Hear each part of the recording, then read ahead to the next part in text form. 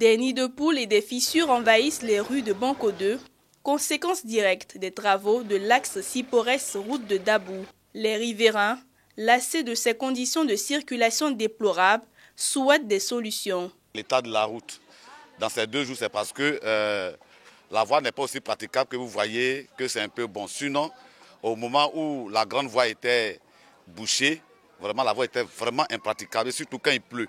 Vraiment, on demande de l'aide. À cause de la route, il n'y a pas de caniveau verser l'eau sale. Quand l'eau coule s'arrêter, vraiment, ça ne nous arrange pas. Le commerce ne marche pas parce qu'il n'y a pas de clients quand il y a l'eau sale là.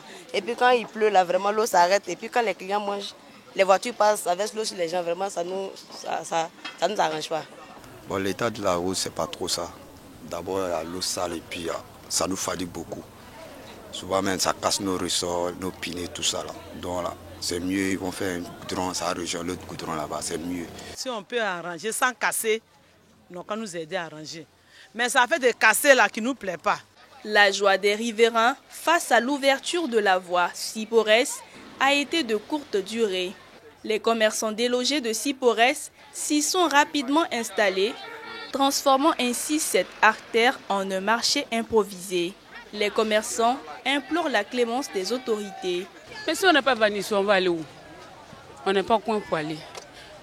Donc même si on nous chasse là, on va s'asseoir à côté pour vendre, pour pouvoir manger aussi.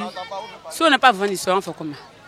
Vous-même vous voyez, il y a le soleil ici nous, le soleil coule ici nous, on est là, c'est pas où on va partir. Si on a eu marché pour aller, il n'y a pas de problème.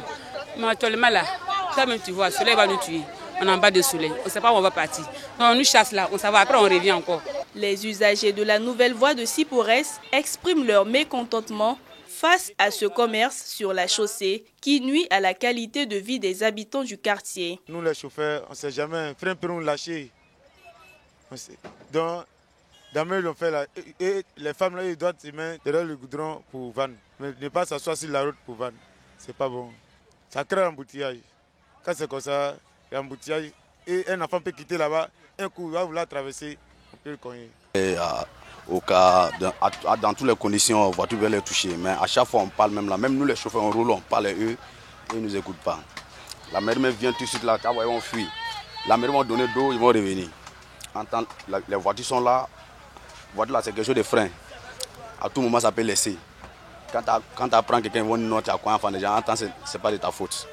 On leur dit de se mettre derrière la route, mais ils refusent. Pour rappel, les travaux de réhabilitation de l'axe Yopougon-Sable, route de Dabou, d'un linéaire total d'environ 6 km est estimé à un coût global de 11,5 milliards de francs CFA, complètement financé par l'État de Côte d'Ivoire, devrait durer 10 mois. C'est une infrastructure à 2 fois 2 voies, avec un aménagement paysager sur la voie 3 pour une largeur évaluée à 10 mètres. Cette infrastructure devrait contribuer à améliorer la fluidité du trafic à l'entrée de la plus grande commune du pays.